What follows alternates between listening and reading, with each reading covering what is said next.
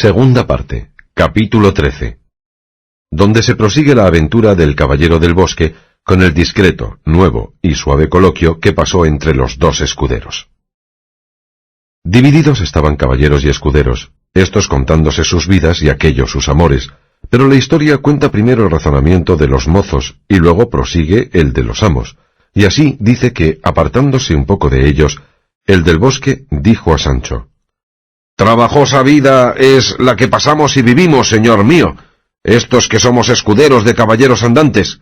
En verdad que comemos el pan en el sudor de nuestros rostros, que es una de las maldiciones que echó Dios a nuestros primeros padres. También se puede decir», añadió Sancho, «que lo comemos en el hielo de nuestros cuerpos, porque ¿quién más calor y más frío que los miserables escuderos de la andante caballería? Y aún menos mal si comiéramos, pues los duelos con pan son menos. Pero tal vez hay que se nos pasa un día y dos sin desayunarnos, si no es del viento que sopla».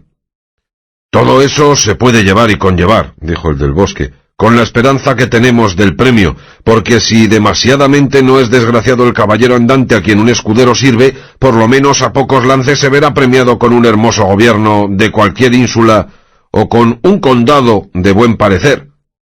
«Yo», replicó Sancho, «ya he dicho a mi amo que me contento con el gobierno de alguna ínsula, y él es tan noble y tan liberal que me le ha prometido muchas y diversas veces». «Yo», dijo el del bosque, «con un canonicato quedaré satisfecho de mis servicios, y ya me le tiene mandado mi amo, ¿y qué tal?» «Debe de ser», dijo Sancho, «su amo de vuesa merced caballero a lo eclesiástico, y podrá hacer esas mercedes a tan buenos escuderos, pero el mío es meramente lego, aunque yo me acuerdo cuando le querían aconsejar personas discretas, aunque a mi parecer malintencionadas, que procurase ser arzobispo.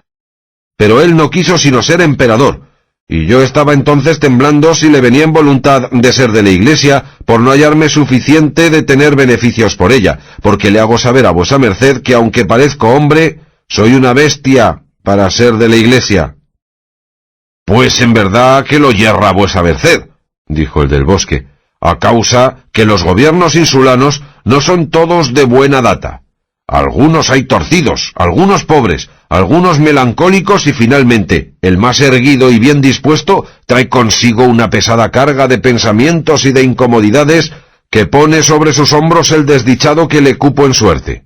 Harto mejor sería que los que profesamos esta maldita servidumbre nos retirásemos a nuestras casas y allí nos estuviésemos en ejercicios más suaves, como si dijésemos cazando o pescando. ¿Qué escudero hay tan pobre en el mundo a quien le falte un rocín y un par de galgos y una caña de pescar con que entretenerse en su aldea?»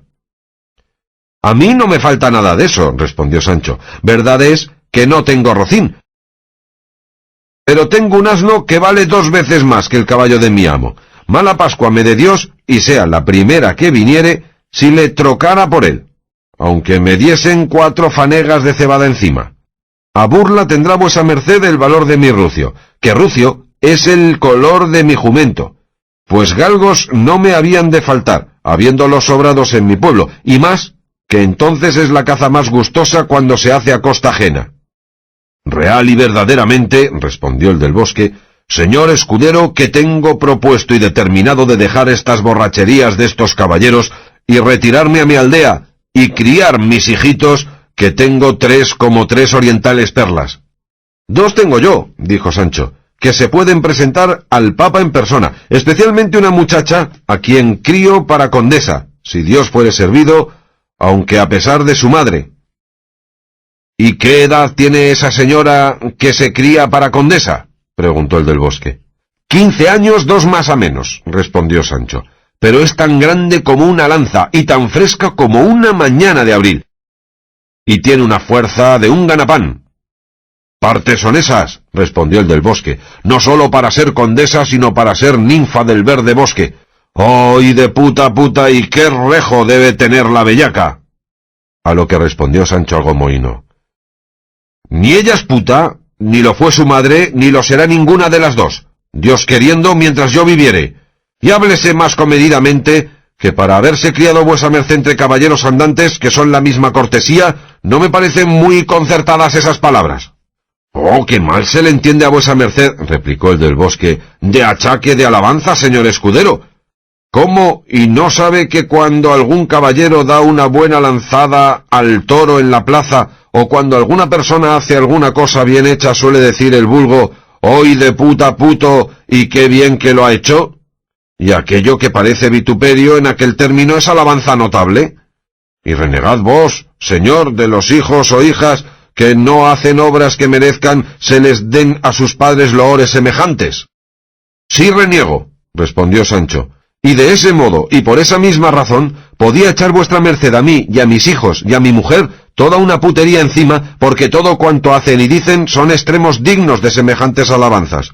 Y para volverlos a ver, ruego yo a Dios me saque de pecado mortal, que lo mismo será si me saca de este peligroso oficio de escudero, en el cual he incurrido segunda vez, cebado y engañado, de una bolsa con 100 ducados, que me hallé un día en el corazón de Sierra Morena, y el diablo me pone entre los ojos aquí, allí, acá no, sino acullá, un talego lleno de doblones, que me parece que a cada paso le toco con la mano y me abrazo con él, y lo llevo a mi casa, y echo censos y fundo rentas, y vivo como un príncipe. Y el rato que en esto pienso, se me hacen fáciles y llevaderos cuantos trabajos padezco con este mentecato de mi amo, de quien sé que tiene más de loco que de caballero. Por eso, respondió el del bosque, dicen que la codicia rompe el saco. Y si va a tratar de ellos, no hay otro mayor en el mundo que mi amo, porque es de aquellos que dicen, cuidados ajenos matan al asno. Pues, porque cobre otro caballero el juicio que ha perdido, se hace él loco y anda buscando lo que no sé si después de hallado le ha de salir a los hocicos. ¿Y es enamorado por dicha?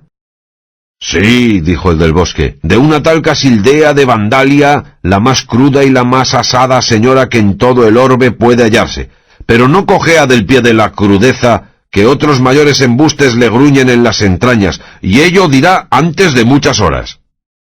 No hay camino tan llano, replicó Sancho, que no tenga algún tropezón o barranco. En otras casas cuecen habas, y en la mía, acalderadas. Más acompañados y paniaguados debe de tener la locura que la discreción. Mas si es verdad lo que comúnmente se dice, que el tener compañeros en los trabajos suele servir de alivio en ellos, con vuestra merced podré consolarme, pues sirve a otro amo tan tonto como el mío. Tonto pero valiente, respondió el del bosque, y más bellaco que tonto y que valiente.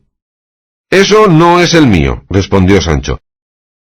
Digo que no tiene nada de bellaco, antes tiene un alma como un cántaro, no sabe hacer mal a nadie, sino bien a todos, ni tiene malicia alguna. Un niño le hará entender que es de noche en la mitad del día, y por esta sencillez le quiero como a las telas de mi corazón, y no me amaño a dejarle por más disparates que haga. Con todo eso, hermano y señor, dijo el del bosque, si el ciego guía al ciego, ambos van al peligro de caer en el hoyo. Mejor es retirarnos con buen compás de pies y volvernos a nuestras querencias, que los que buscan aventuras no siempre las hallan buenas. Escupía Sancho a menudo, al parecer, un cierto género de saliva pegajosa y algo seca, lo cual, visto y notado por el caritativo bosqueril escudero, dijo, «Paréceme que de lo que hemos hablado se nos pegan al paladar las lenguas, pero yo traigo un despegador pendiente del arzón de mi caballo, que es tal como bueno». Y levantándose volvió desde allí a un poco con una gran bota de vino y una empanada de media vara, y no es encarecimiento, porque era de un conejo albar tan grande que Sancho, al tocarla, entendió ser de algún cabrón, no que de cabrito, lo cual visto por Sancho dijo, «¿Y esto trae vuestra merced consigo, señor?» «Pues qué se pensaba», respondió el otro, «¿soy yo por ventura algún escudero de agua y lana? Mejor repuesto traigo yo en las ancas de mi caballo que lleva consigo cuando va de camino un general».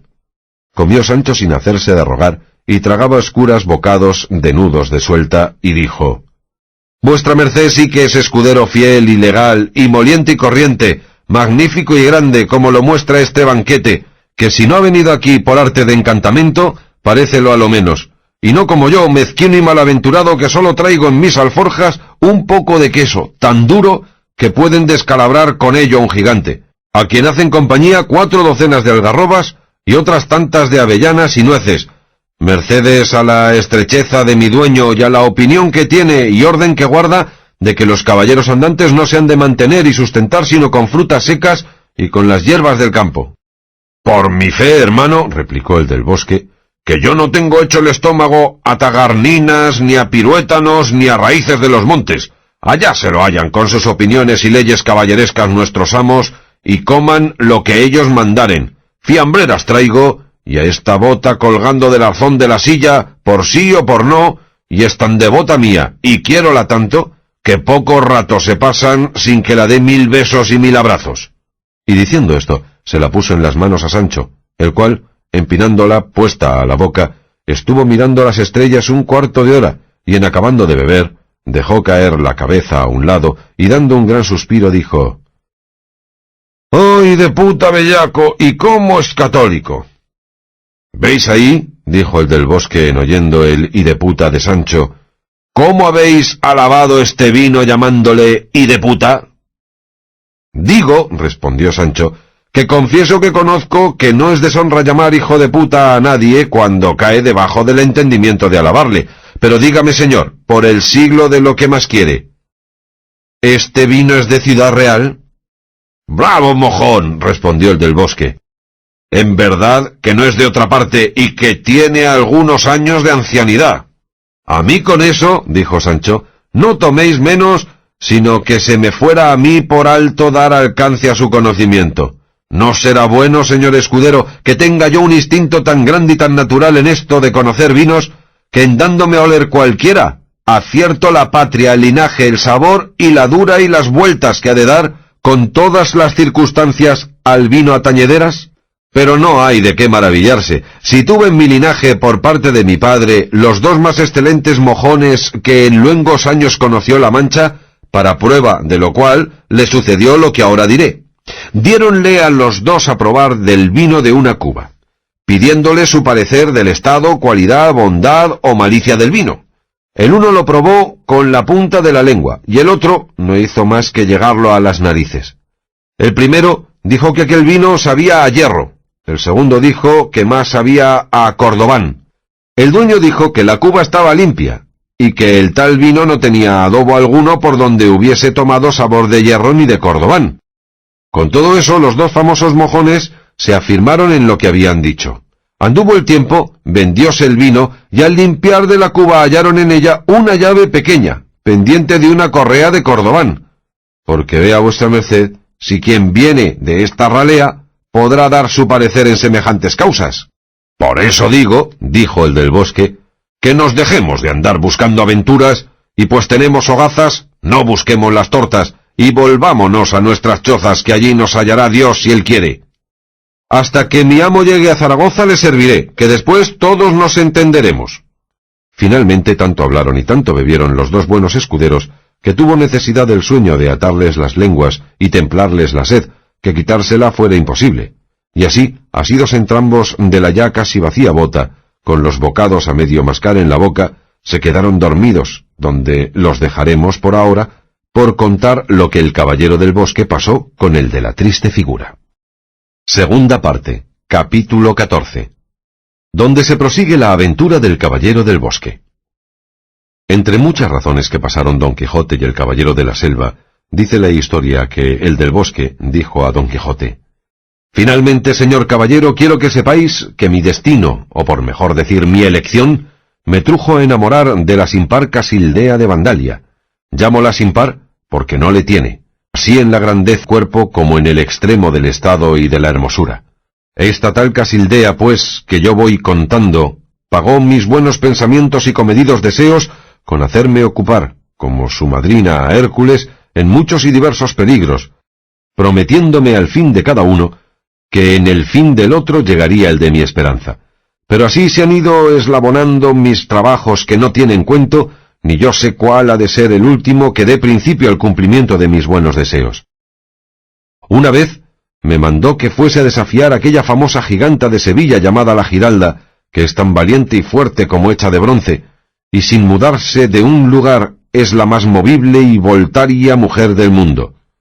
Llegué, vila y vencíla, y hícela estar queda y a raya, porque en más de una semana no soplaron sino vientos nortes.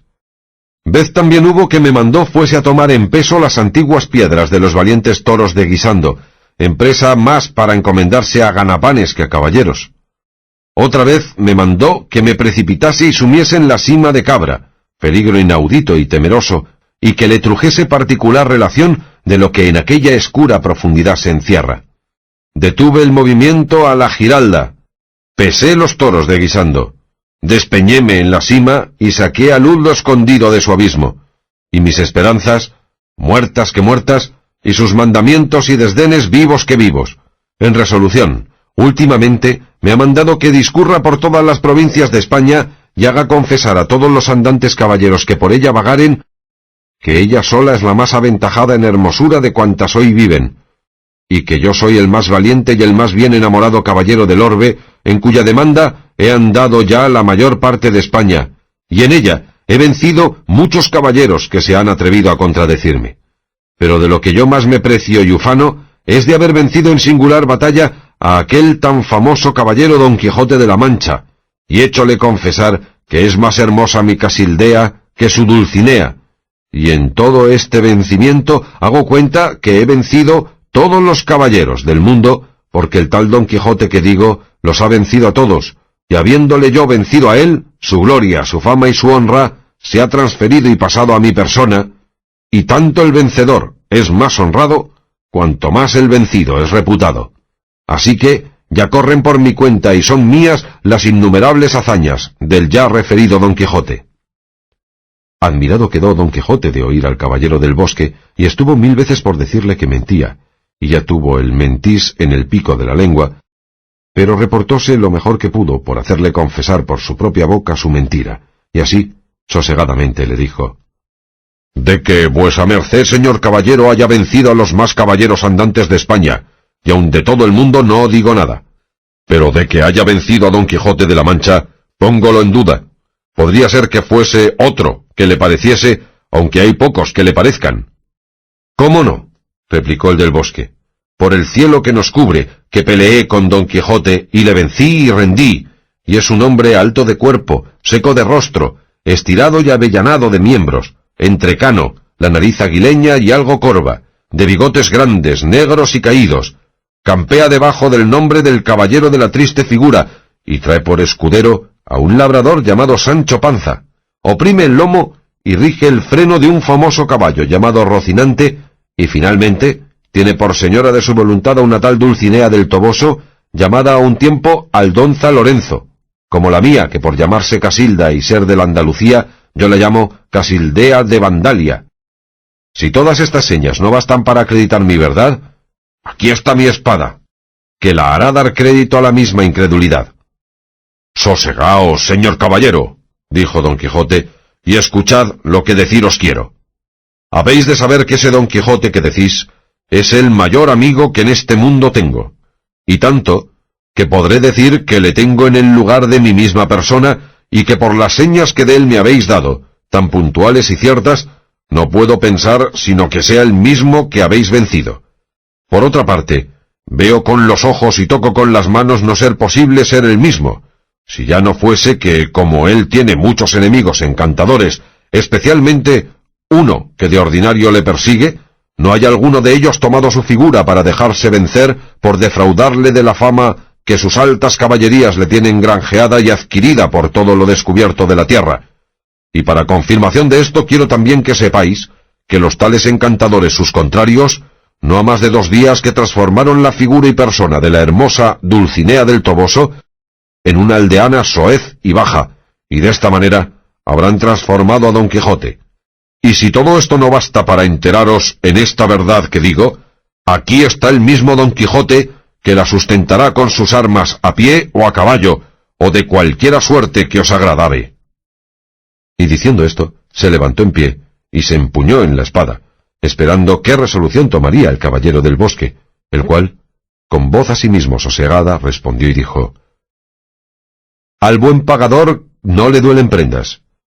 El que una vez, señor Don Quijote, pudo venceros transformado, bien podrá tener esperanza de rendiros en vuestro propio ser. Mas porque no es bien que los caballeros hagan sus fechos de armas a escuras, como los salteadores y rufianes, esperemos el día, para que el sol vea nuestras obras. Y ha de ser condición de nuestra batalla, que el vencido ha de quedar a la voluntad del vencedor, para que haga de él todo lo que quisiere, con tal que sea decente a caballero lo que se le ordenare. Soy más que contento de esa condición y conveniencia, respondió don Quijote. Y en diciendo esto, se fueron donde estaban sus escuderos, y los hallaron roncando en la misma forma que estaban cuando les salteó el sueño. Despertáronlos, y mandáronles que tuviesen a punto los caballos, porque en saliendo el sol, habían de hacer los dos una sangrienta, singular y desigual batalla, a cuyas nuevas quedó Sancho atónito y pasmado, temeroso de la salud de su amo, por las valentías que había oído decir del suyo al escudero del bosque. Pero sin hablar palabra, se fueron los dos escuderos a buscar su ganado, que ya todos 3 caballos y el rucio se habían olido y estaban todos juntos. En el camino dijo el del bosque a Sancho: «Ha de saber, hermano, que tienen por costumbre los peleantes de la Andalucía, cuando son padrinos de alguna pendencia, no estarse ociosos mano sobre mano en tanto que sus ahijados riñen. Dígolo, porque esté advertido que mientras nuestros dueños riñeren, nosotros también hemos de pelear y hacernos astillas». «Esa costumbre, señor escudero», respondió Sancho, «allá puede correr y pasar con los rufianes y peleantes que dice, pero con los escuderos de los caballeros andantes, ni por pienso. A lo menos yo no he oído decir a mi amo semejante costumbre, y sabe de memoria todas las ordenanzas de la andante caballería. Cuanto más que yo quiero que sea verdad y ordenanza expresa el pelear los escuderos en tanto que sus señores pelean, pero yo no quiero cumplirla, sino pagar la pena que estuviere puesta a los tales pacíficos escuderos, que yo aseguro que no pase de 2 libras de cera, y más quiero pagar las tales libras, que sé que me costarán menos que las hilas que podré gastar en curarme la cabeza, que ya me la cuento por partida y dividida en 2 partes. Hay más, que me imposibilita el reñir el no tener espada, pues en mi vida me la puse». «Para eso sé yo un buen remedio», dijo el del bosque. «Yo traigo aquí 2 talegas de lienzo de un mismo tamaño. Tomaréis vos la una y yo la otra, y reñiremos a talegazos con armas iguales». «De esa manera sea en buena hora», respondió Sancho, «porque antes servirá la tal pelea de despolvorearnos que de herirnos». «No ha de ser así», replicó el otro, «porque se han de echar dentro de las talegas, porque no se las lleve el aire, media docena de guijarros lindos y pelados, que pesen tanto los unos como los otros, y de esta manera nos podremos atalegar sin hacernos mal ni daño». «Mirad, cuerpo de mi padre», respondió Sancho, «qué martas cebollinas o qué copos de algodón cordado ponen las talegas para no quedar molidos los cascos y hechos albeña los huesos. Pero aunque se llenaran de capullos de seda, sepa, señor mío, que no he de pelear. Peleen nuestros amos, y allá se lo hallan, y bebamos y vivamos nosotros, que el tiempo tiene cuidado de quitarnos las vidas sin que andemos buscando apetites, para que se acaben antes de llegar su sazón y término, y que se callan de maduras». «Con todo», replicó el del bosque, «hemos de pelear siquiera media hora». «Eso no», respondió Sancho, «no seré yo tan descortés ni tan desagradecido que con quien he comido y he bebido trabe cuestión alguna por mínima que sea, cuanto más que estando sin cólera y sin enojo. ¿Quién diablos se ha de amañar a reñir a secas?» «Para eso», dijo el del bosque, «yo daré un suficiente remedio, y es que, antes que comencemos la pelea, yo me llegaré bonitamente a vuestra merced y le daré 3 o 4 bofetadas que dé con él a mis pies, con las cuales le haré despertar la cólera, aunque esté con más sueño que un lirón». «Contra ese corte sé yo otro», respondió Sancho, «que no le va en zaga. Cogeré yo un garrote, y antes que vuestra merced llegue a despertarme la cólera, haré yo dormir a garrotazos de tal suerte la suya, que no despierte sino fuere en el otro mundo, en el cual se sabe que no soy yo hombre que me dejo manosear el rostro de nadie. Y cada uno mire por el virote, aunque lo más acertado sería dejar dormir su cólera a cada uno, que no sabe nadie el alma de nadie, y tal suele venir por lana que vuelve trasquilado. Y Dios bendijo la paz y maldijo las riñas, porque si un gato acosado, encerrado y apretado se vuelve en león, yo, que soy hombre, Dios sabe en lo que podré volverme. Y así, desde ahora, intimo a vuestra merced, señor escudero, que corra por su cuenta todo el mal y daño que de nuestra pendencia resultare». «Está bien», replicó el del bosque, Amanecerá Dios y medraremos.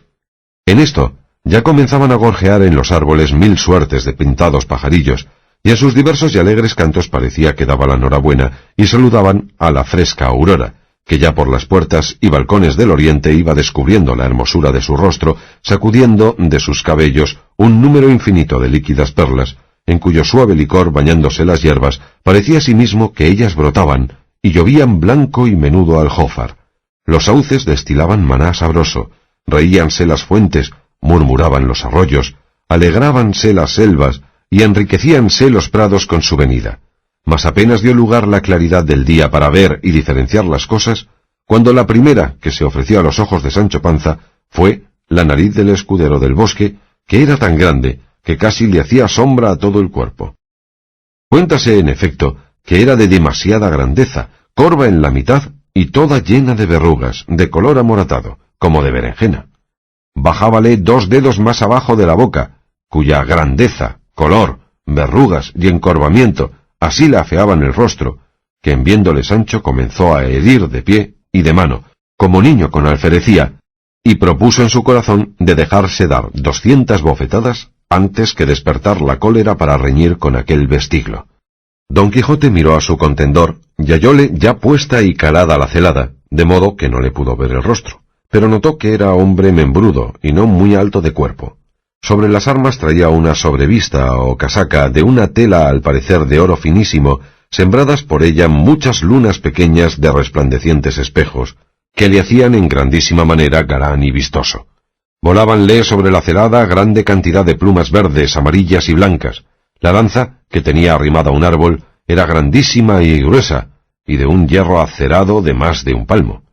Todo lo miró y todo lo notó Don Quijote, y juzgó de lo visto y mirado que el ya dicho caballero debía de ser de grandes fuerzas, pero no por eso temió, como Sancho Panza, antes con gentil denuedo dijo al caballero de los espejos: «Si la mucha gana de pelear, señor caballero, no os gasta la cortesía, por ella os pido que alcéis la visera un poco, porque yo vea si la gallardía de vuestro rostro responde al de la vuestra disposición».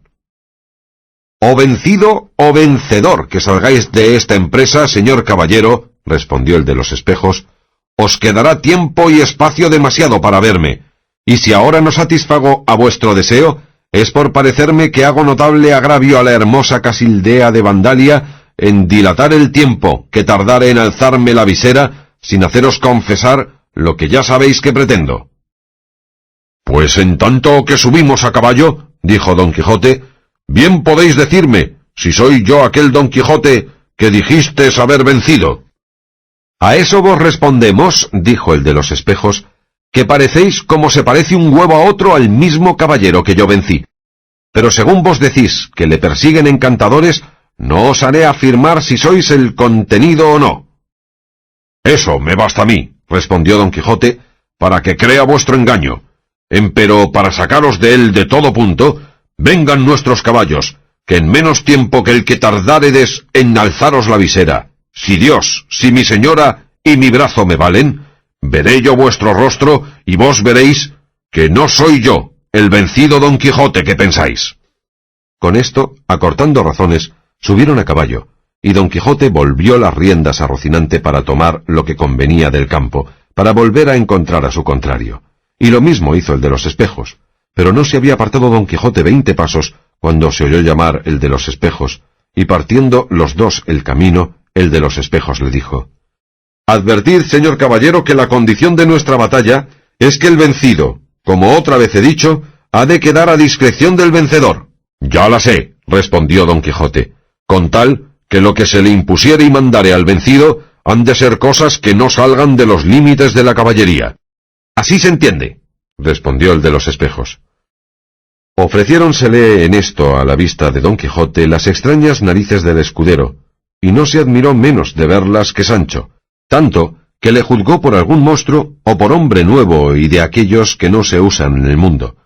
Sancho, que vio partir a su amo para tomar carrera, no quiso quedar solo con el narigudo, temiendo que con solo un pasagonzalo con aquellas narices en las suyas sería acabada la pendencia suya, quedando del golpe o del miedo tendido en el suelo, y fuese tras su amo, asido a una acción de Rocinante, y cuando le pareció que ya era tiempo que volviese, le dijo: «Suplico a vuesa merced, señor mío, que antes que vuelva a encontrarse, me ayude a subir sobre aquel alcornoque, de donde podré ver más a mi sabor, mejor que desde el suelo, el gallardo encuentro que vuesa merced ha de hacer con este caballero». «Antes creo, Sancho», dijo Don Quijote, «que te quieres encaramar y subir en andamio por ver sin peligro los toros». «La verdad que diga», respondió Sancho, «las desaforadas narices de aquel escudero me tienen atónito y lleno de espanto, y no me atrevo a estar junto a él». «Ellas son tales», dijo Don Quijote, «que a no ser yo quien soy, también me asombraran, y así, ven, ayudarte a subir donde dices». En lo que se detuvo Don Quijote en que Sancho subiese en el alcornoque, tomó el de los espejos del campo lo que le pareció necesario, y creyendo que lo mismo habría hecho Don Quijote, sin esperar son de trompeta ni otra señal que los avisase, volvió las riendas a su caballo, que no era más ligero ni de mejor parecer que Rocinante, y a todo su correr, que era un mediano trote, iba a encontrar a su enemigo.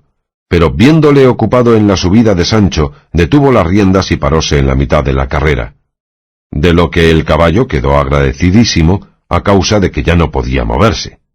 Don Quijote, que le pareció que ya su enemigo venía volando, arrimó reciamente las espuelas a las trasijadas hijadas de Rocinante, y le hizo aguijar de manera que cuenta la historia que esta sola vez se conoció haber corrido algo, porque todas las demás siempre fueron trotes declarados, y con esta no vista furia llegó donde el de los espejos estaba hincando a su caballo las espuelas hasta los botones, sin que le pudiese mover un solo dedo del lugar donde había hecho estanco de su carrera.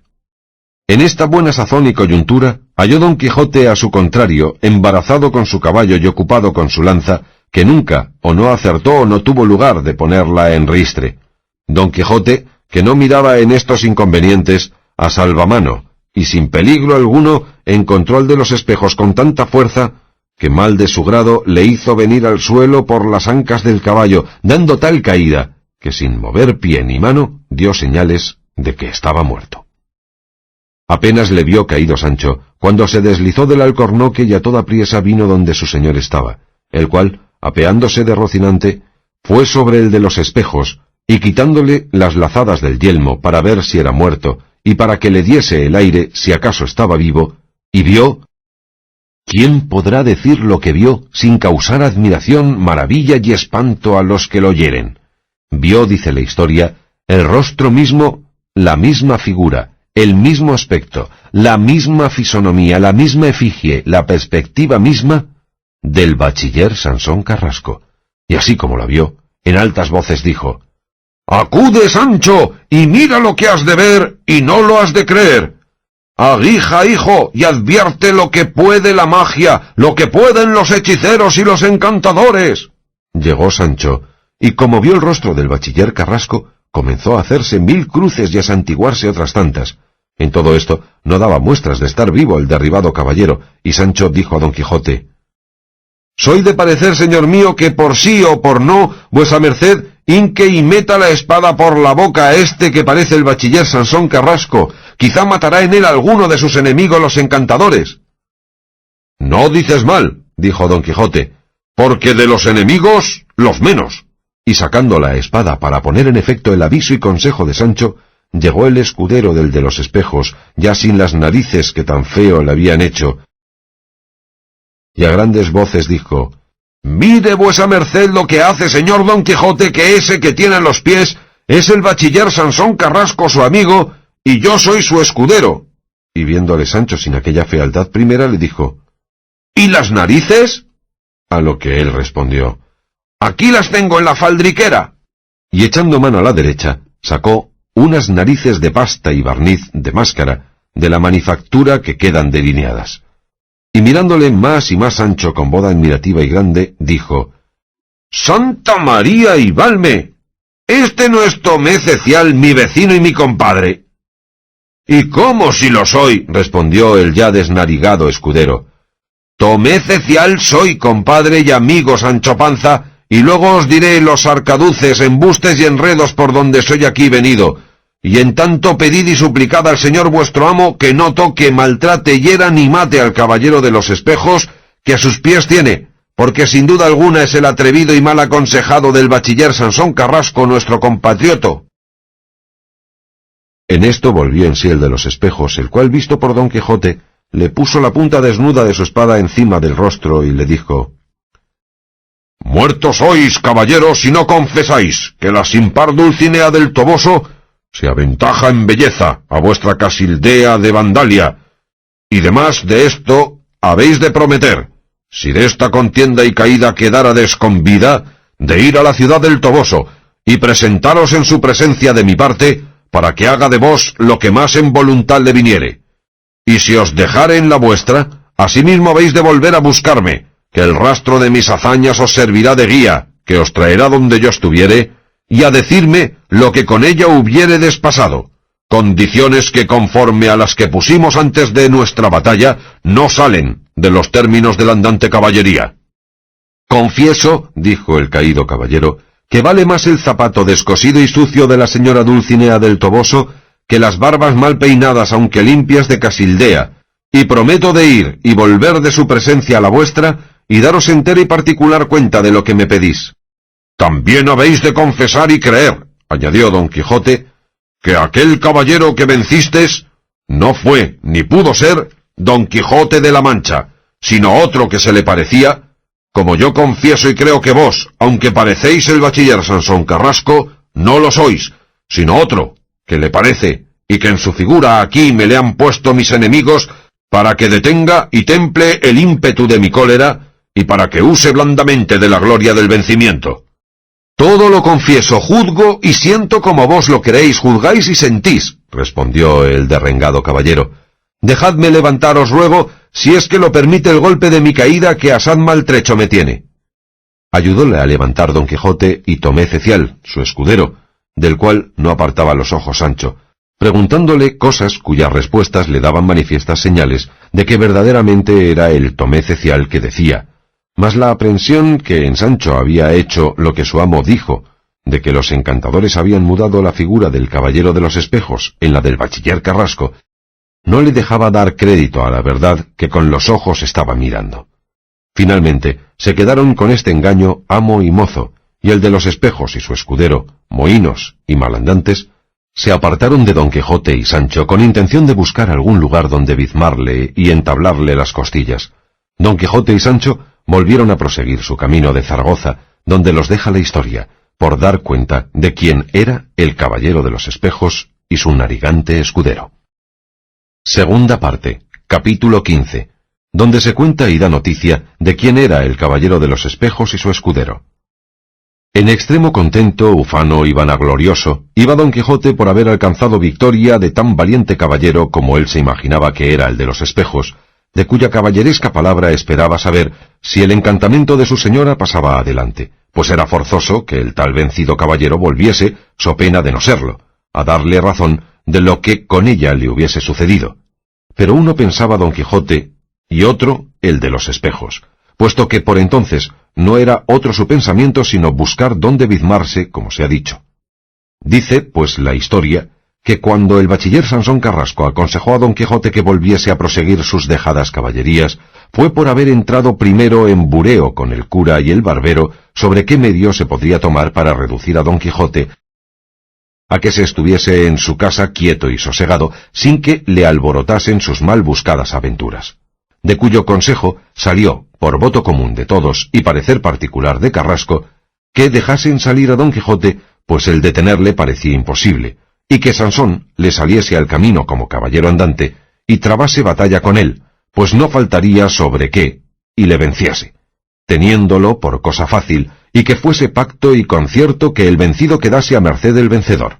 Y así, vencido Don Quijote, le había de mandar el bachiller caballero se volviese a su pueblo y casa, y no saliese de ella en 2 años, o hasta tanto que por él le fuese mandado otra cosa, lo cual era claro que Don Quijote vencido cumpliría indubitablemente por no contravenir y faltar a las leyes de la caballería, y podría ser que en el tiempo de su reclusión se le olvidasen sus vanidades o se diese lugar de buscar a su locura algún conveniente remedio.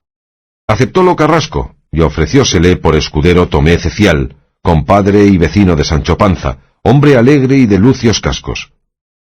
armóse Sansón como queda referido, y Tomé Cecial acomodó sobre sus naturales narices las falsas y de máscara ya dichas, porque no fuese conocido de su compadre cuando se viesen. Y así siguieron el mismo viaje que llevaba Don Quijote, y llegaron casi a hallarse en la aventura del carro de la muerte, y finalmente dieron con ellos en el bosque, donde les sucedió todo lo que el prudente ha leído. Y si no fuera por los pensamientos extraordinarios de Don Quijote, que se dio a entender que el bachiller no era el bachiller, el señor bachiller quedara imposibilitado para siempre de graduarse de licenciado, por no haber hallado nidos donde pensó hallar pájaros. Tomé Cecial, que vio cuán mal había logrado sus deseos y el mal paradero que había tenido su camino, dijo al bachiller: «Por cierto, señor Sansón Carrasco, que tenemos nuestro merecido. Con facilidad se piensa y se acomete una empresa, pero con dificultad las más veces se sale de ella. Don Quijote loco, nosotros cuerdos, él se va sano y riendo, vuesa merced queda molido y triste. Sepamos, pues, ahora cuál es más loco, el que lo es por no poder menos, o el que lo es por su voluntad». A lo que respondió Sansón: «La diferencia que hay entre estos dos locos es que el que lo es por fuerza lo será siempre, y el que lo es de grado lo dejará de ser cuando quisiere». «Pues así es», dijo Tomé Cecial, «yo fui por mi voluntad loco cuando quise hacerme escudero de vuestra merced, y por la misma quiero dejar de serlo y volverme a mi casa». «Eso os cumple», respondió Sansón, «porque pensar que yo he de volver a la mía hasta haber molido a palos a Don Quijote es pensar en lo excusado, y no me llevará ahora a buscarle el deseo de que cobre su juicio, sino el de la venganza, que el dolor grande de mis costillas no me deja hacer más piadosos discursos».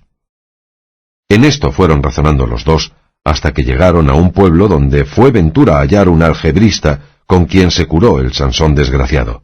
Tomé Cecial se volvió y le dejó, y él quedó imaginando su venganza, y la historia vuelve a hablar de él a su tiempo, por no dejar de regocijarse ahora con Don Quijote. Segunda parte, capítulo 16. De lo que sucedió a Don Quijote con un discreto caballero de la Mancha. Con la alegría, contento y ufanidad que se ha dicho, seguía Don Quijote su jornada, imaginándose por la pasada victoria ser el caballero andante más valiente que tenía en aquella edad del mundo. Daba por acabadas y a felices inconducidas cuantas aventuras diesen sucederle de allí en adelante. Tenía en poco a los encantos y a los encantadores, no se acordaba de los innumerables palos que en el discurso de sus caballerías le habían dado, ni de la pedrada que derribó la mitad de los dientes, ni del desagradecimiento de los galeotes, ni del atrevimiento y lluvia de estacas de los yangüeses. Finalmente decía entre sí que si él hallara arte, modo y manera cómo desencantar a su señora Dulcinea, no envidiara a la mayor ventura que alcanzó o pudo alcanzar el más venturoso caballero andante de los pasados siglos. En estas imaginaciones iba todo ocupado, cuando Sancho le dijo: «¿No es bueno, señor, que aún todavía traigo entre los ojos las desaforadas narices y mayores de marca de mi compadre Tomé Cecial?» «¿Y crees tú, Sancho, por ventura, que el caballero de los espejos era el bachiller Carrasco y su escudero Tomé Cecial tu compadre?» «No sé qué me diga a eso», respondió Sancho. «Solo sé que las señas que me dio de mi casa, mujer y hijos no me las podría dar otro que él mismo, y la cara, quitadas las narices, era la misma de Tomé Cecial, como yo se la he visto muchas veces en mi pueblo, y pared en medio de mi misma casa, y el tono del habla era todo uno». «Estemos a razón, Sancho», replicó Don Quijote. «Ven acá. ¿En qué consideración puede caber que el bachiller Sansón Carrasco viniese como caballero andante, armado de armas ofensivas y defensivas, a pelear conmigo? ¿He sido yo su enemigo por ventura? ¿He le dado yo jamás ocasión para tenerme ojeriza? ¿Soy yo su rival, o hace él profesión de las armas para tener envidia a la fama que yo por ellas he ganado?» «Pues, ¿qué diremos, señor?», respondió Sancho, «a esto de parecerse tanto aquel caballero, sea el que se fuere, al bachiller Carrasco y su escudero a Tomé Cecial mi compadre. Si ello es encantamento, como vuestra merced ha dicho, ¿no había en el mundo otros dos a quien se parecieran?»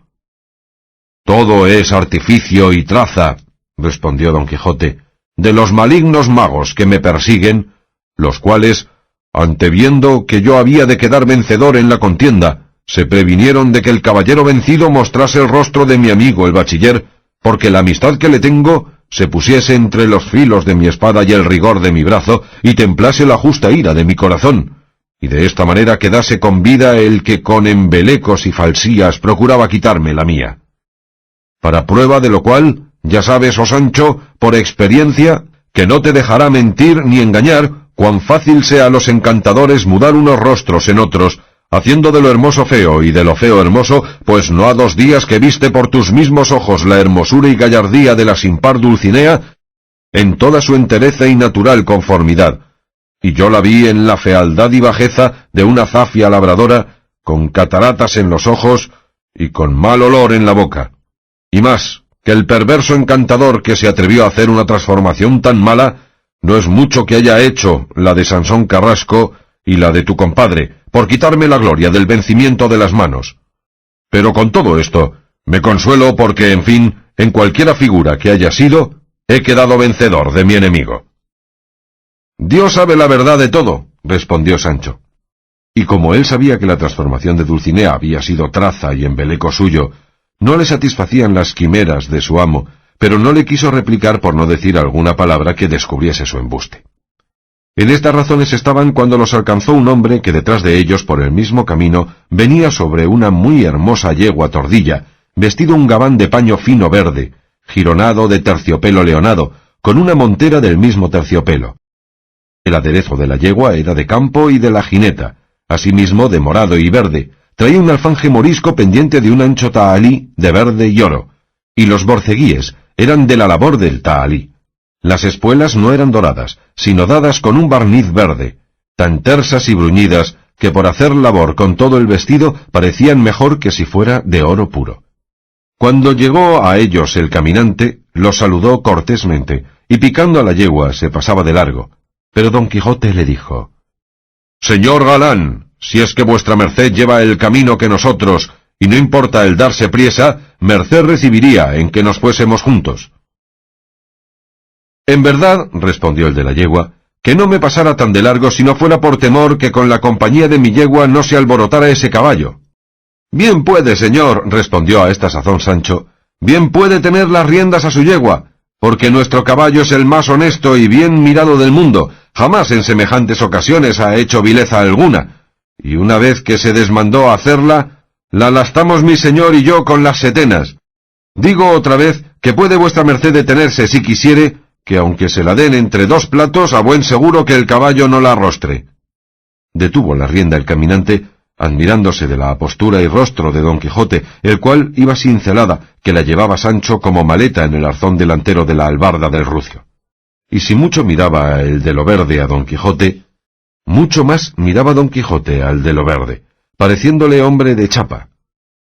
La edad mostraba ser de 50 años, las canas pocas, el rostro aguileño, la vista entre alegre y grave. Finalmente en el traje y apostura daba a entender ser hombre de buenas prendas. Lo que juzgó de Don Quijote de la Mancha, el de lo verde, fue que semejante manera ni parecer de hombre no le había visto jamás. Admiróle la longura de su caballo, la grandeza de su cuerpo, la flaqueza y amarillez de su rostro, sus armas, su ademán y compostura, figura y retrato no visto por luengos tiempos atrás en aquella tierra. Notó bien Don Quijote la atención con que el caminante le miraba, y leyóle en la suspensión su deseo, y como era tan cortés y tan amigo de dar gusto a todos, antes que le preguntase nada le salió al camino diciéndole: «Esta figura que vuesa merced en mí ha visto, por ser tan nueva y tan fuera de las que comúnmente se usan, no me maravillaría yo de que le hubiese maravillado, pero dejará vuesa merced de estarlo cuando le diga, como le digo, que soy caballero, de estos que dicen las gentes que a sus aventuras van. Salí de mi patria, empeñé mi hacienda, dejé mi regalo y entreguéme en los brazos de la fortuna que me llevasen donde más fuese servida. Quise resucitar la ya muerta andante caballería, ya muchos días que tropezando aquí, cayendo allá, despeñándome acá y levantándome acullá, he cumplido gran parte de mi deseo socorriendo viudas, amparando doncellas y favoreciendo casadas, huérfanos y pupilos, propio y natural oficio de caballeros andantes. y así, por mis valerosas, muchas y cristianas hazañas, he merecido andar ya en estampa en casi todas o las más naciones del mundo. 30.000 volúmenes se han impreso de mi historia, y lleva camino de imprimirse 30.000 veces de millares, si el cielo no lo remedia. Finalmente, por encerrarlo todo en breves palabras, o en una sola, digo que yo soy Don Quijote de la Mancha, por otro nombre llamado el Caballero de la Triste Figura. Y puesto que las propias alabanzas envilecen, esme forzoso decir yo tal vez las mías, y esto se entiende cuando no se haya presente quien las diga. Así que, señor gentilhombre, ni este caballo, esta lanza, ni este escudo ni escudero, ni todas juntas estas armas, ni la amarillez de mi rostro, ni mi atenuada flaqueza, os podrá admirar de aquí adelante, habiendo ya sabido quién soy y la profesión que hago. Cayó en diciendo esto Don Quijote, y el de lo verde, según se tardaba en responderle, parecía que no acertaba a hacerlo, pero de allí a buen espacio le dijo: «Acertaste, señor caballero, a conocer por mi suspensión mi deseo, pero no habéis acertado a quitarme la maravilla que en mí causa el haberos visto, que puesto que como vos, señor, decís, que el saber ya quién sois me lo podría quitar, no ha sido así. Antes, ahora que lo sé, quedo más suspenso y maravillado. ¿Cómo y es posible que hay hoy caballeros andantes en el mundo, y que hay historias impresas de verdaderas caballerías? No me puedo persuadir que haya hoy en la tierra quien favorezca viudas, ampare doncellas, ni honre casadas, ni socorra huérfanos, y no lo creyera si en vuesa merced no lo hubiera visto con mis ojos. Bendito sea el cielo, que con esta historia que vuesa merced dice que está impresa de sus altas y verdaderas caballerías, se habrán puesto en olvido las innumerables de los fingidos caballeros andantes, de que estaba lleno el mundo, tan en daño de las buenas costumbres y tan en perjuicio y descrédito de las buenas historias». «Hay mucho que decir», respondió Don Quijote, «en razón de si son fingidas o no las historias de los andantes caballeros». «Pues, hay quien dude», respondió el verde, «que no son falsas las tales historias». «Yo lo dudo», respondió Don Quijote, «y quédese esto aquí, que si nuestra jornada dura, espero en Dios de dar a entender a vuesa merced que ha hecho mal en irse con la corriente de los que tienen por cierto que no son verdaderas». De esta última razón de Don Quijote tomó barruntos el caminante de que Don Quijote debía de ser algún mentecato, y aguardaba que con otras lo confirmase, pero antes que se divirtiesen en otros razonamientos, Don Quijote le rogó le dijese quién era, pues él le había dado parte de su condición y de su vida. A lo que respondió el del verde gabán: «Yo, señor caballero de la triste figura, soy un hidalgo natural de un lugar donde iremos a comer hoy, si Dios fuere servido. Soy más que medianamente rico, y es mi nombre Don Diego de Miranda. Paso la vida con mi mujer y con mis hijos y con mis amigos. Mis ejercicios son el de la caza y pesca, pero no mantengo ni halcón ni galgos, sino algún perdigón manso o algún hurón atrevido. Tengo hasta 6 docenas de libros, cuáles de romance y cuáles de latín, de historia algunos y de devoción otros. Los de caballerías aún no han entrado por los umbrales de mis puertas. Ojeo más los que son profanos que los devotos, como sean de honesto entretenimiento, que deleiten con el lenguaje y admiren y suspendan con la invención, puesto que de estos hay muy pocos en España. Alguna vez como con mis vecinos y amigos, y muchas veces los convido. Son mis convites limpios y aseados, y no nada escasos. Ni gusto de murmurar, ni consiento que delante de mí se murmure. No escudriño las vidas ajenas, ni soy lince de los hechos de los otros. Oigo misa cada día, reparto de mis bienes con los pobres, sin hacer alarde de las buenas obras, por no dar entrada en mi corazón a la hipocresía y vanagloria, enemigos que blandamente se apoderan del corazón más recatado. Procuro poner en paz a los que sé que están desavenidos. Soy devoto de Nuestra Señora, y confío siempre en la misericordia infinita de Dios nuestro Señor». Atentísimo estuvo Sancho a la relación de la vida y entretenimientos del hidalgo, y pareciéndole buena y santa, y que quien la hacía debía de hacer milagros, se arrojó del rucio y con gran priesa le fue a asir del estribo derecho, y con devoto corazón, casi lágrimas, le besó los pies una y muchas veces, visto lo cual, por el hidalgo, le preguntó: «¿Qué hacéis, hermano? ¿Qué besos son estos?». «Déjenme besar», respondió Sancho, «porque me parece vuesa merced el primer santo a la jineta que he visto en todos los días de mi vida». «No soy santo», respondió el hidalgo, sino gran pecador. Vos sí, hermano, que debéis de ser bueno como vuestra simplicidad lo muestra. Volvió Sancho a cobrar la albarda, habiendo sacado a plaza la risa de la profunda melancolía de su amo y causado nueva admiración a don Diego. Preguntóle don Quijote que cuántos hijos tenía, y díjole que una de las cosas en que ponían el sumo bien los antiguos filósofos, que carecieron del verdadero conocimiento de Dios, fue en los bienes de la naturaleza, en los de la fortuna, en tener muchos amigos y en tener muchos y buenos hijos. Yo, señor don Quijote, respondió el hidalgo, tengo un hijo, que a no tenerle, quizá me juzgara por más dichoso de lo que soy, y no porque él sea malo, sino porque no es tan bueno como yo quisiera. Será de edad de 18 años. Los 6 ha estado en Salamanca aprendiendo las lenguas latina y griega, y cuando quise que pasase a estudiar otras ciencias, halléle tan embebido en la de la poesía, si es que se puede llamar ciencia, que no es posible hacerle arrostrar la de las leyes, que yo quisiera que estudiara, ni de la reina de todas, la teología. Quisiera yo que fuera corona de su linaje, pues vivimos en siglo donde nuestros reyes premian altamente las virtuosas y buenas letras, porque letras sin virtud son perlas en el muladar. Todo el día se le pasa en averiguar si dijo bien o mal Homero en tal verso de la Ilíada, si Marcial anduvo deshonesto o no en tal epigrama, si se han de entender de una manera o otra tales y tales versos de Virgilio. En fin, todas sus conversaciones son con los libros de los referidos poetas y con los de Horacio, Persio, Juvenal y Tibulo, que de los modernos romancistas no hace mucha cuenta. Y con todo el mal cariño que muestra tener a la poesía de romance, le tiene ahora desvanecidos los pensamientos el hacer una glosa a 4 versos que le han enviado de Salamanca, y pienso que son de justa literaria. A todo lo cual respondió don Quijote, los hijos, señor, son pedazos de las entrañas de sus padres, y así se han de querer, o buenos o malos que sean, como se quieren las almas que nos dan vida. A los padres toca el encaminarlos desde pequeños por los pasos de la virtud, de la buena crianza y de las buenas y cristianas costumbres, para que cuando grandes sean báculos de la vejez de sus padres y gloria de su posteridad. Y en lo de forzarles que estudien esta o aquella ciencia, no lo tengo por acertado, aunque el persuadirles no será dañoso, y cuando no se ha de estudiar para pane lucrando, siendo tan venturoso el estudiante que le dio el cielo padres que se lo dejen, sería yo de parecer que le dejen seguir aquella ciencia a que más le vieren inclinado. Y aunque la de la poesía es menos útil que deleitable, no es de aquellas que suelen deshonrar a quien las posee.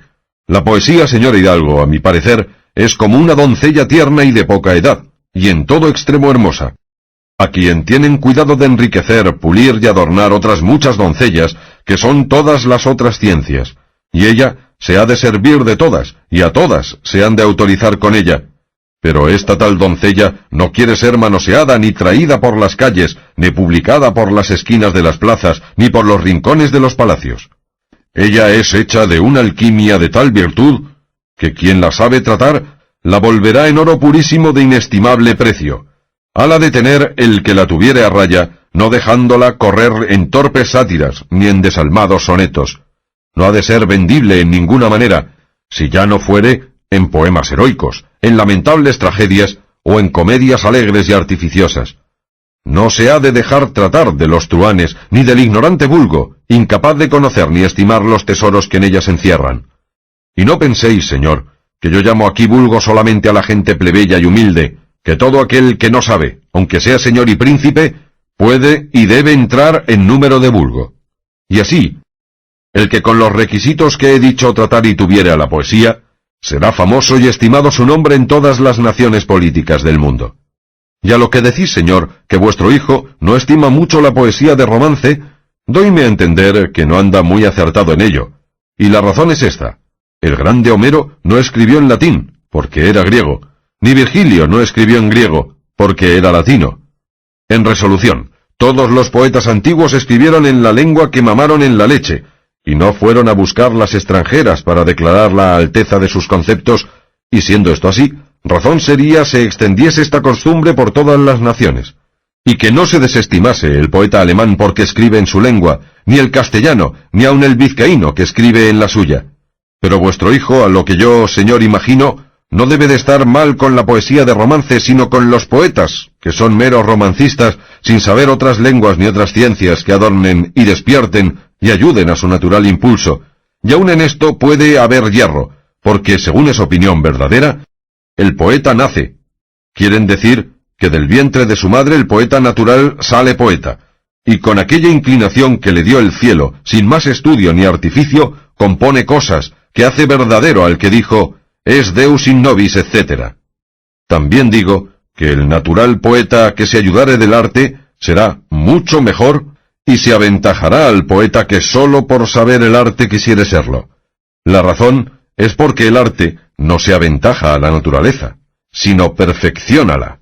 Así que mezcladas la naturaleza y el arte con la naturaleza, sacarán un perfectísimo poeta. Sea pues la conclusión de mi plática, señor hidalgo, que vuesa merced deje caminar a su hijo por donde su estrella le llama, que siendo él tan buen estudiante como debe de ser, y habiendo ya subido felicemente el primer escalón de las ciencias, que es el de las lenguas, con ellas por sí mismo subirá a la cumbre de las letras humanas, las cuales también parecen en un caballero de capa y espada, y así le adornan, honran y engrandecen, como las mitras a los obispos, o como las garnachas a los peritos jurisconsultos. Riña vuesa merced a su hijo si hiciere sátiras que perjudiquen las honras ajenas, y castíguele y rómpaselas, pero si hiciere sermones al modo de Horacio, donde reprenda los vicios en general, como tan elegantemente él lo hizo, alábele, porque lícito es al poeta escribir contra la envidia y decir en sus versos mal de los envidiosos, y así de los otros vicios, con que no señale persona alguna. Pero hay poetas que a trueco de decir una malicia, se pondrán a peligro que los destierren a las islas de Ponto. Si el poeta fuere casto en sus costumbres, lo será también en sus versos. La pluma es lengua del alma. Cuales fueren los conceptos que en ella se engendraren, tales serán sus escritos. Y cuando los reyes y príncipes ven la milagrosa ciencia de la poesía en sujetos prudentes, virtuosos y graves, los honran, los estiman y los enriquecen, y aun los coronan con las hojas del árbol a quien no ofende el rayo, como en señal que no han de ser ofendidos de nadie los que con tales coronas ven honradas y adornadas sus sienes. Admirado quedó el del verde Gabán del razonamiento de Don Quijote, y tanto, que fue perdiendo de la opinión que con él tenía de ser mentecato. Pero a la mitad de esta plática, Sancho, por no ser muy de su gusto, se había desviado del camino a pedir un poco de leche a unos pastores que allí junto estaban ordeñando unas ovejas. Y en esto ya volvía a renovar la plática el hidalgo, satisfecho en extremo de la discreción y buen discurso de Don Quijote, cuando, alzando Don Quijote la cabeza, vio que por el camino por donde ellos iban, venía un carro lleno de banderas reales, y creyendo que debía de ser alguna nueva aventura, a grandes voces llamó a Sancho que viniese a darle la celada, el cual Sancho, oyéndose llamar, dejó a los pastores y a toda priesa picó al rucio, y llegó donde su amo estaba, a quien sucedió una espantosa y desatinada aventura. Segunda parte, capítulo 17.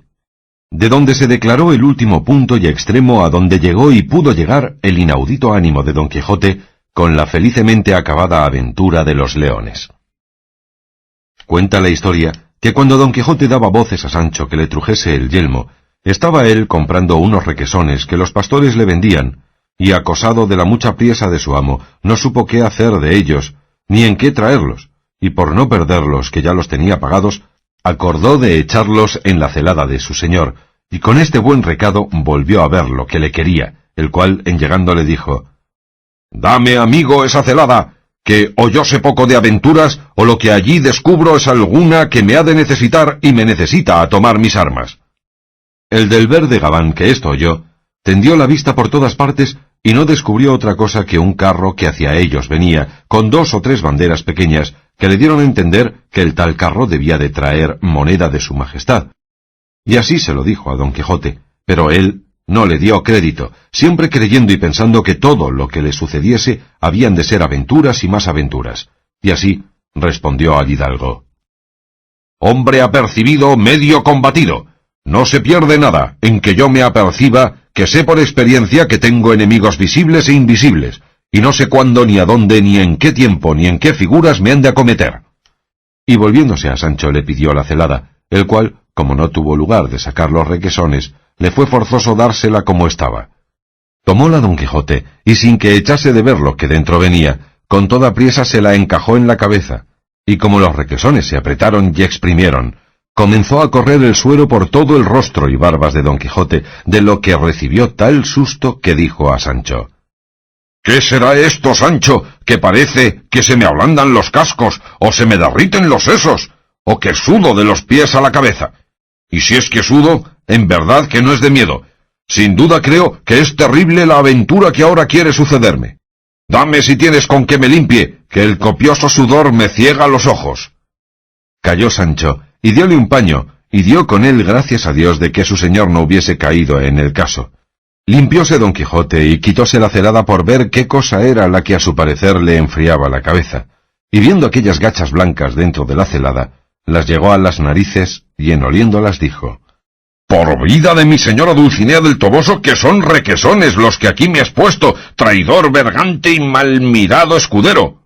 A lo que con gran flema y disimulación respondió Sancho: Si son requesones, démelos vuesa merced, que yo me los comeré, pero cómalos el diablo, que debió de ser el que ahí los puso. ¿Yo había de tener atrevimiento de ensuciar el yelmo de vuesa merced?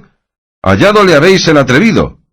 A la fe, señor, a lo que Dios me da a entender, también debo yo de tener encantadores que me persiguen como a hechura y miembro de vuesa merced, y habrán puesto ahí esa inmundicia para mover a cólera su paciencia, y hacer que me muela como suele las costillas. Pues, en verdad, que esta vez han dado salto en vago, que yo confío en el buen discurso de mi señor, que habrá considerado que ni yo tengo requesones, ni leche, ni otra cosa que lo valga, y que si la tuviera, antes la pusiera en mi estómago que en la celada. Todo puede ser, dijo Don Quijote. Y todo lo miraba el hidalgo, y de todo se admiraba, especialmente cuando después de haberse limpiado Don Quijote, cabeza, rostro y barbas, y celada, se la encajó, afirmándose bien en los estribos, requiriendo la espada y asiendo la lanza, dijo: Ahora venga lo que viniere, que aquí estoy con ánimo de tomarme con el mismísimo Satanás en persona. Llegó en esto el carro de las banderas, en el cual no venía otra gente que el carretero, en las mulas, y un hombre sentado en la delantera.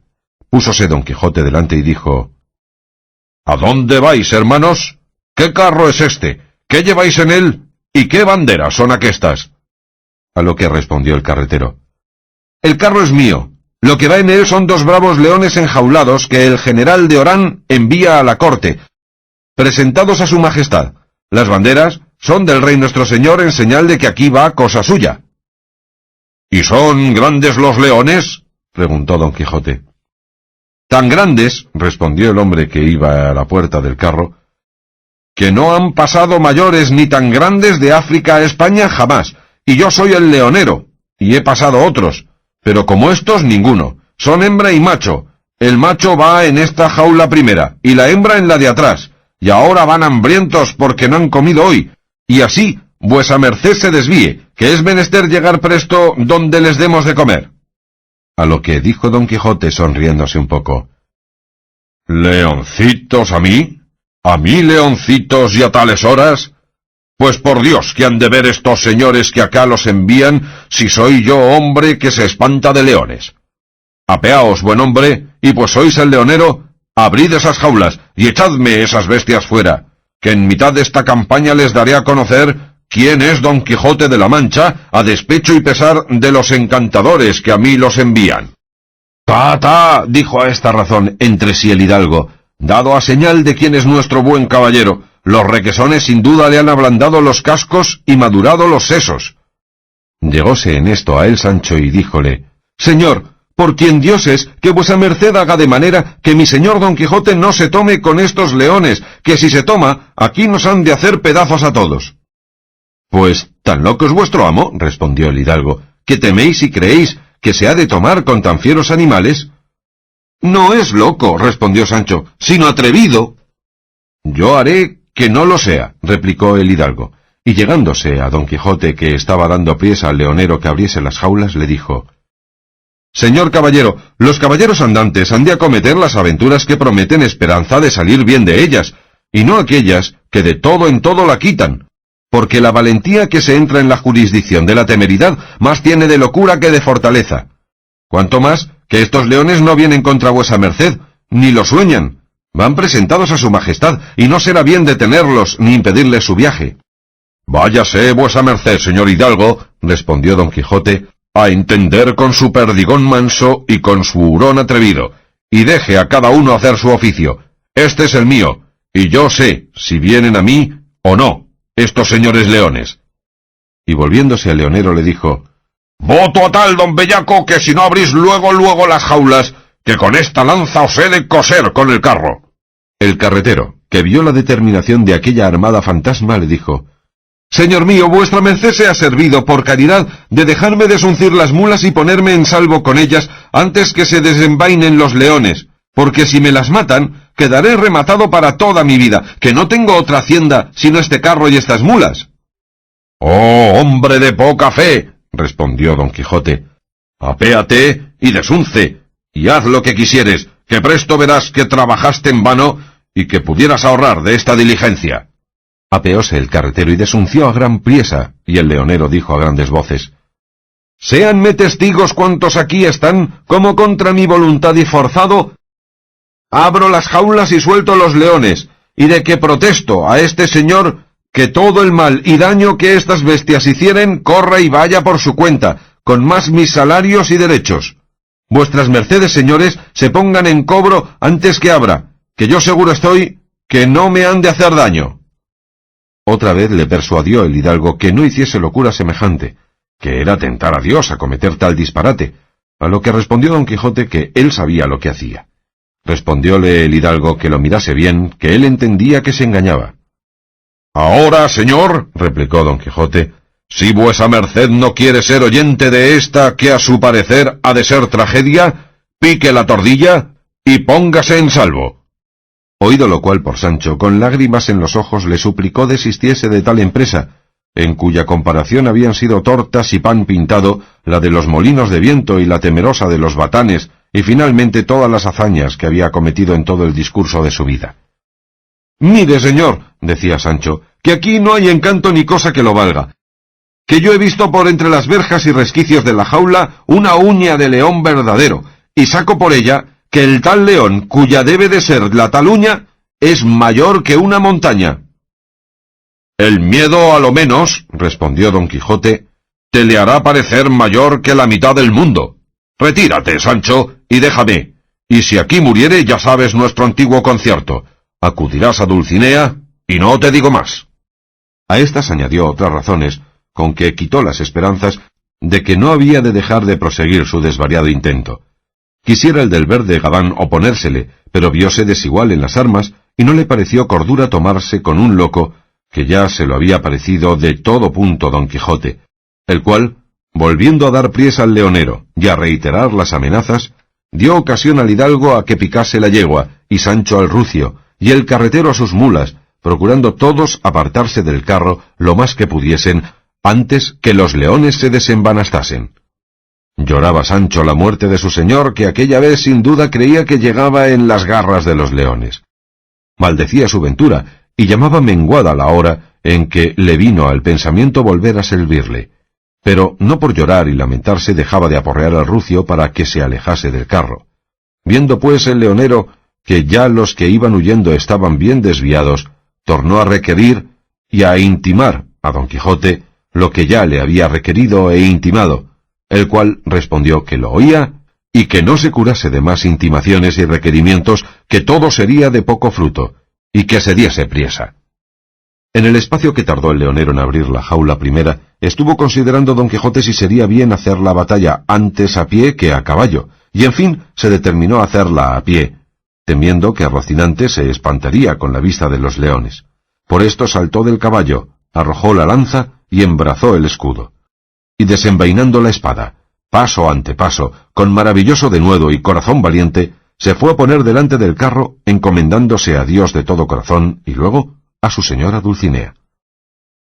Y es de saber que llegando a este paso el autor de esta verdadera historia exclama y dice: «Oh fuerte y sobre todo encarecimiento animoso, Don Quijote de la Mancha, espejo donde se pueden mirar todos los valientes del mundo, segundo y nuevo don Manuel de León, que fue gloria y honra de los españoles caballeros. ¿Con qué palabras contaré esta tan espantosa hazaña, ¿O con qué razones la haré creíble a los siglos venideros? ¿O qué alabanzas habrá que no te convengan y cuadren, aunque sean hipérboles, sobre todos los hipérboles? Tú a pie, tú solo, tú intrépido, tú magnánimo, con sola una espada, y no de las del perrillo cortadoras, con un escudo, no de muy luciente y limpio acero, estás aguardando y atendiendo los dos más fieros leones que jamás criaron las africanas selvas. Tus mismos hechos sean los que te alaben, valeroso manchego, que yo los dejo aquí en su punto por faltarme palabras con qué encarecerlos. Aquí cesó la referida exclamación del autor y pasó adelante, anudando el hilo de la historia, diciendo que visto el leonero ya puesto en postura a Don Quijote, y que no podía dejar de soltar al león macho so pena de caer en la desgracia del indignado y atrevido caballero, abrió de par en par la primera jaula, donde estaba, como se ha dicho, el león, el cual pareció de grandeza extraordinaria y de espantable y fea catadura. Lo primero que hizo fue revolverse en la jaula donde venía echado y tender la garra y desperezarse todo. Abrió luego la boca y bostezó muy despacio, y con casi 2 palmos de lengua que sacó fuera se despolvoreó los ojos y se lavó el rostro. Hecho esto, sacó la cabeza fuera de la jaula y miró a todas partes con los ojos hechos brasas, vista y ademán para poner espanto a la misma temeridad. Solo Don Quijote lo miraba atentamente, deseando que saltase ya del carro y viniese con él a las manos, entre las cuales pensaba hacerle pedazos. Hasta aquí llegó el extremo de su jamás vista locura, pero el generoso león, más comedido que arrogante, no haciendo caso de niñerías ni de bravatas, después de haber mirado a una y otra parte, como se ha dicho, volvió las espaldas y enseñó sus traseras partes a Don Quijote, y con gran flema y remanso se volvió a echar en la jaula. Viendo lo cual Don Quijote mandó al leonero que le diese de palos y le irritase para echarle fuera. «Eso no haré yo», respondió el leonero, «porque si yo le instigo, el primero quien hará pedazos será a mí mismo. Vuesa merced, señor caballero, se contente con lo hecho, que es todo lo que puede decirse en género de valentía, y no quiera tentar segunda fortuna. El león tiene abierta la puerta, en su mano está salir o no salir. Pero pues no ha salido hasta ahora, no saldrá en todo el día. La grandeza del corazón de vuesa merced ya está bien declarada. Ningún bravo peleante, según a mí se me alcanza, está obligado a más que a desafiar a su enemigo y esperarle en campaña, y si el contrario no acude, en él se queda la infamia y el esperante gana la corona del vencimiento». «Así es verdad», respondió Don Quijote. «Cierra, amigo, la puerta, y dame por testimonio en la mejor forma que pudieres lo que aquí me has visto hacer. Conviene a saber. Como tú abriste al león, yo le esperé, él no salió, volvíle a esperar, volvió a no salir, y volvióse a acostar. No debo más, y encantos afuera, y Dios ayude a la razón y a la verdad y a la verdadera caballería. Y cierra, como he dicho, en tanto que hago señas a los huidos y ausentes, para que sepan de tu boca esta hazaña». Hízolo así el leonero, y Don Quijote, poniendo en la punta de la lanza el lienzo con que se había limpiado el rostro de la lluvia de los requesones, comenzó a llamar a los que no dejaban de huir, ni de volver la cabeza a cada paso, todos en tropa y antecogidos del hidalgo.